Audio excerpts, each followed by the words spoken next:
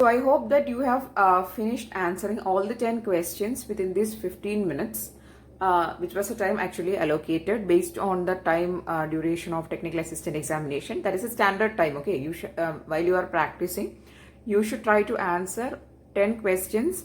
There can be any 10 questions within less than 15 minutes. So only then you can cover up all the questions if the number of questions is 80 within the 2 hours. Okay, so let's start answering the question or see the solutions. The first question was odd parity of word can be conveniently tested by dash. So these options given are gates. So which gate will be used or which can be used for testing of the odd parity of a word conveniently? Now what is actually odd parity? Okay, so odd parity means if consider that a number given is 10101. Okay, in this number or consider that this is the number. Okay, in this number the number of ones present is 2 and this 2 is a even number, right? So this is even parity. And when consider another number, see this is a number. This number consists of 3 ones. So this 3 is an odd number. So that is called odd parity. Okay, so that is actually parity. Parity means actually the number of ones present in a given number. Okay, so if the number of ones is odd number, 3, 5, 1 or any odd numbers, it is called odd parity. And if the number of ones is even, it is called even parity. Now how can this be tested using a logic gate? Can we use OR gate, AND gate, NAND gate, XOR gate? Which gate we can use? We can actually use XOR gate. Why? Because consider the input of an XOR gate. Okay, if both the inputs or if the XOR is having n number of inputs also, if out of this, if 0, 1 is coming, output is 1. Then and 1, 0 is coming, output is 1. When 1, 1 is coming, output is 0. And also when 0, 0 is coming, the output is 0. So when the number of ones given to the input of XOR gate is odd, then only the XOR gate will produce output as 1. So we can use XOR gate to actually test the odd parity of a word. Okay, so the answer for this question is option D is the correct answer, which is XOR gate. Okay, so XOR gate is actually used for testing the odd parity of a given word. So the correct answer is XOR gate. Next question, the representation of octal number 532.2 to the base of 8. To the base of 8 means it is an octal number. In decimal is dash. Okay, so how can we actually represent this octal number in decimal? Okay, I'll show you the procedure. 532.2 to the base of 8. So this is the number. Now there are various position values for this numbers. This is position 0. After this decimal, then 1, then 2. Then after to this side, the decimal will be, or the position values are negative. After this, the decimal points are actually given negative values, and these values are given 0, 1, 10s likewise. Sorry, these positions are actually given 0, 1, 2 likewise. The powers will go or the position value will vary. Here it will be -1, -2, -3, accordingly it will go after this decimal. Now take the that is, these are actually powers of 8 when you want to convert this octal number to decimal value. I'll write it for you. So you have to multiply 8 square with 5, then plus 8 raised to 1 with 3, then 8 raised to 0 with 2 and 8 raised to -1 with 2 to get your actual, that is decimal number. Okay, so I'm going to write it for you. 5 into 8 square plus 3 into 8 raised to 1 plus 2 into 8 raised to 0 plus again plus 2 into 8 raised to -1. Okay, so this is how you need to write the expression. And if there are more numbers, means that numbers into 8 cube plus next number into 8 raised to 4, likewise it will go. Here it will go like 8 raised to minus 1 into 8 raised to minus 2, next it will go like that. And if you solve it, the answer obtaining is 346.25 to the base of 10. Since it is a decimal number, the base is 10. The answer, correct answer for this question is option A. The next question is this: a 0 to 30 volt voltmeter has an error of 2% on full scale. If true voltage is 30 volt, what is the range of readings? Okay, so this is a very commonly see type of question from electronic instrumentation. Okay, so the first question that we have discussed was from digital electronics. The second question was also from digital electronics. This question is actually from electronic instrumentation and measurements. Okay, and this is regarding the error. So here the error is 2% on full scale. So what is actually the error in voltage? The full scale is 30 volt and the error percentage is 2. So 2 by 100 it will be. So what it will be? It will be 6 by 10 or 0.6 volt is actually the error voltage. So if you are measuring or reading something, some voltage from using this voltmeter, there can be an error of either plus 0.6 or there can be an error of minus 0.6. There can be a variation in of maximum 0.6 volt due to this 2% of error. So that is a concept. So if I am measuring 30 volt, means the voltage can go up to 30 plus 0.6 or 30 minus 0.6 volt. This will be the reading or the range. 30 minus 0.6 is 29.4 to 30.6 volt is the range of this measurement. Okay, so the correct answer is option C is the correct answer for this third question. Next, moving on to the fourth question, which is actually a instrument, again an electronic instrumentation and measurement question. The question is bridge balance equation. Bridge balance means Wheaton's bridge balance. Okay, so bridge balance equation in terms of admittance is dash. So before seeing this admittance is actually 1 by impedance. Okay, so if Z is the impedance, then admittance is Y is equal to 1 by Z. That is a concept. Okay, so before seeing in terms of Wheaton's, that is in terms of admittance, let's see how the Wheaton's bridge structure is. It will be having 4 resistances, out of which one will be an unknown value. When you want to actually measure an unknown resistance, there will be a galvanometer connected or a voltmeter. There is a voltage source here like this. This is R1, or you can write in terms of impedance, it is Z1, then Z2, then Z3, sorry, it is not Z2, Z2 is here. This is Z2, this is Z4, and this is Z3. Actually, Z1, Z2, Z3, Z4, likewise. And the bridge balance equation in terms of this impedance is, I'll write it here, Z1, Z4 is equal to Z2, Z3. This is also very important. Okay. So if you want to solve some questions using Wheaton's bridge also, you need this equation. That's why I'm writing it here. Z1, Z4, Z2, Z3. That is Z1, Z4 is equal to the product of these two impedances is equal to the product of these two opposite ones. Okay. Generally, we connect the unknown value of impedance here, and when the bridge is balanced, we can directly find from this relation. That is a concept. Now, if you want to find in terms of admittance, means you have to write Z1 as 1 by Y1, right? So, in terms of admittance, if you want to find, I have to replace Z1 with 1 by Y1 into 1 by Y4 is equal to 1 by Y2 by 1 by Y3, right? This is the relation in terms of admittance, and this is the answer for this your question. But in the options, you can see there's a lot of complements, right? 1 by they have written as complement. So how to write this expression in terms of complement? You can write it as y1 bar, y4 bar is equal to y2 bar, y3 bar is your answer.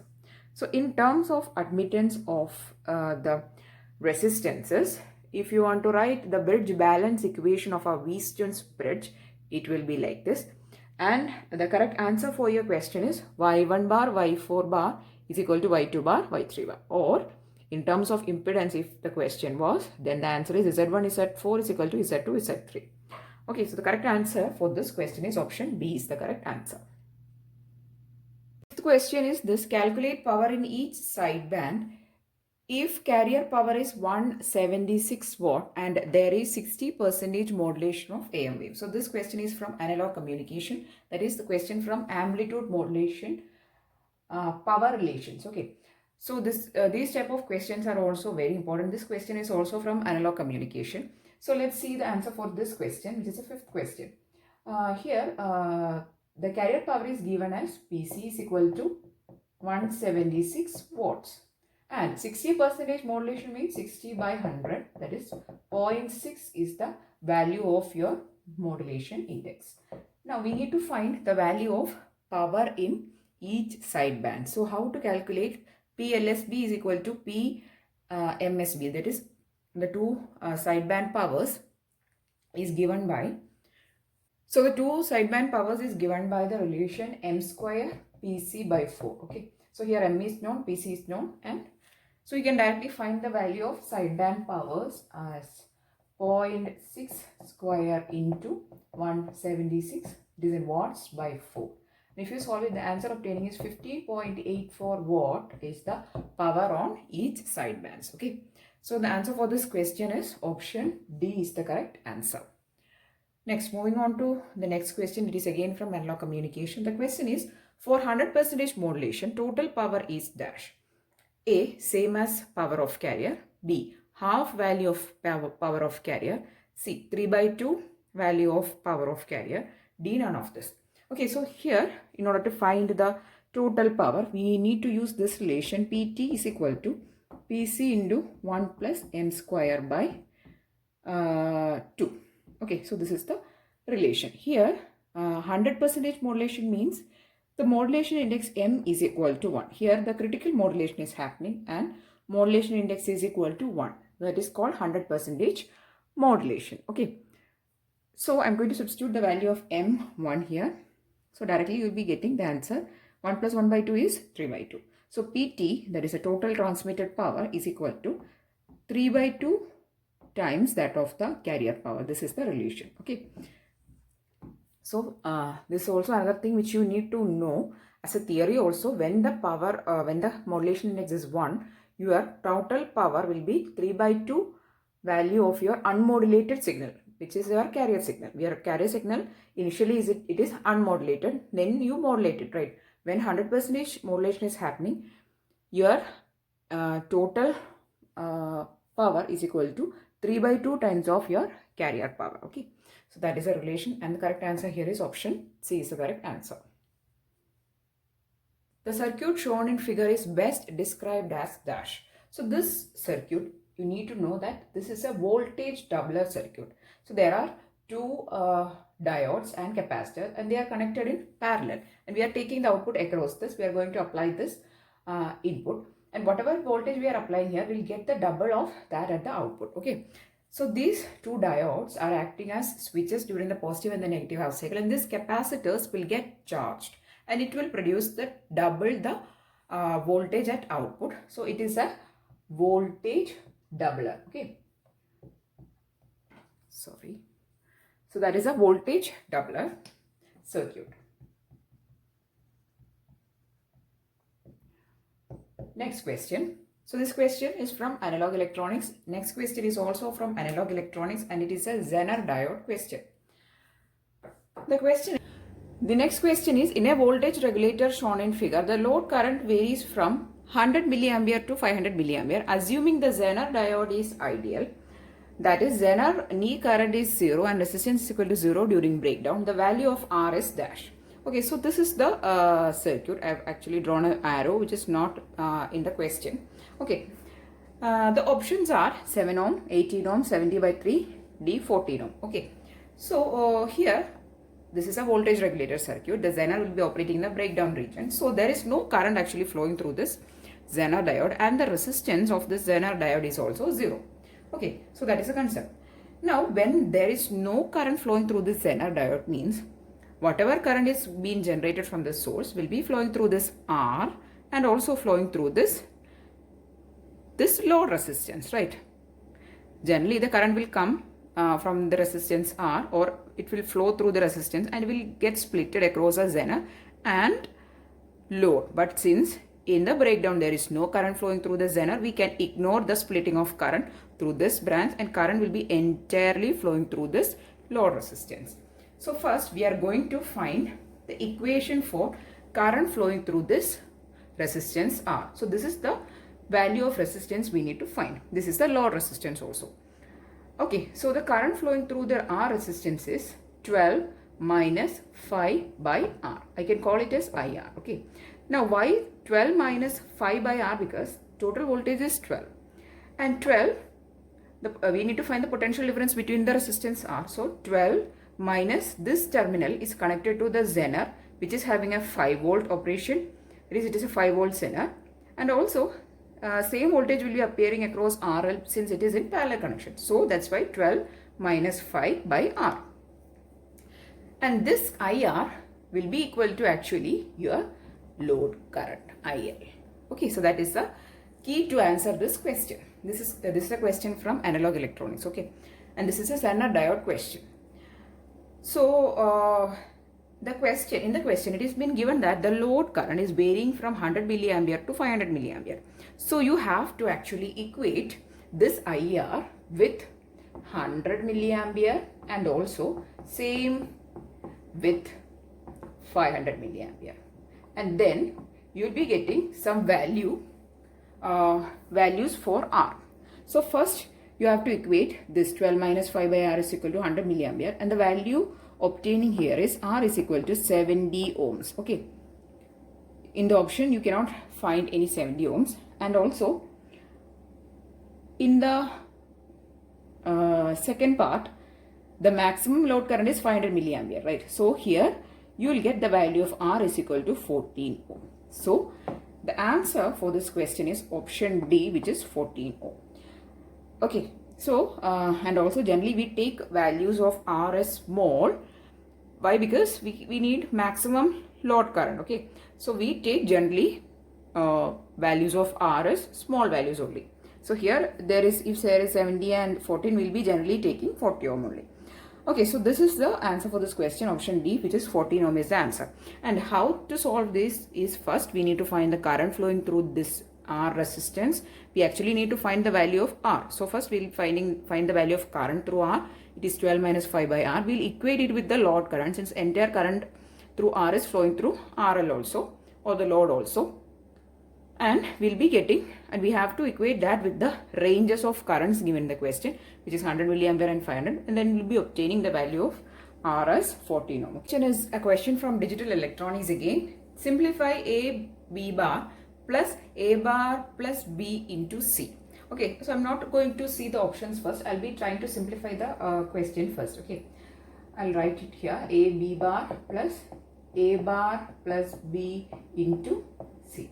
So I can actually write this A bar plus B as, that is according to the De Morgan's law, I can write it as A B bar the whole bar, right? A B bar the whole bar is equal to A bar plus B. So this A bar plus B here I can write it in this form, right? That's what I have done here. Then I am going to take this plus inside and I am going to write it A B bar plus A B bar the whole bar. That is distributive law I am going to apply. I am going to distribute this plus to inside into A B bar plus C. So this is A B bar plus A B bar the whole bar. That is 1. The answer is this. A, B bar plus C is the answer, which is correct answer is option A is the correct answer. Next question. This is a question from EDC. What is the approximate skin depth of copper at 100 megahertz?